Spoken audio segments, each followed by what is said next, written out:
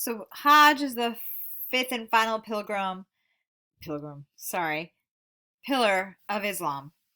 And Hajj is the pilgrimage to Mecca.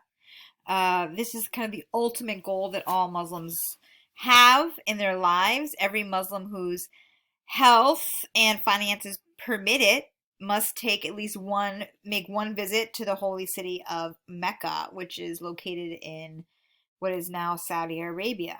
As you know, Mecca is the holiest city in Islam because that is where Muhammad is from, and this is where he has founded Islam. If you can see in the picture, that is an image of the pilgrimage to Mecca um, in the largest mosque in Saudi Arabia, and that is the Kaaba in the middle, this black cube.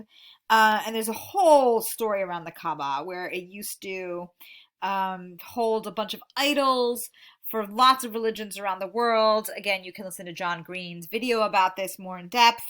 And basically, Muhammad came and reclaimed it for just one God, the God of Abraham, Allah, and smashed all the idols of all the different religions, polytheistic or monotheistic, and claiming the Kaaba and Mecca and everywhere, that region as the religion and the holy place of Islam. Um, Muslims believe that also this is the house of Abraham, or Ibrahim in Arabic, which was built for God. And that's, of course, where they face to pray, is really not just Mecca, but the Kaaba in particular.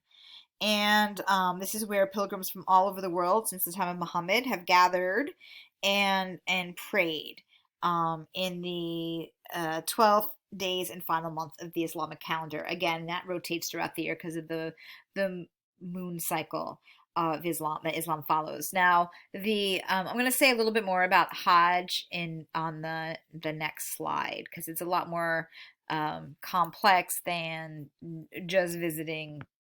I mean, this is big enough, but this particular picture is only one small aspect, the highlight, but still one small aspect of the of Hajj.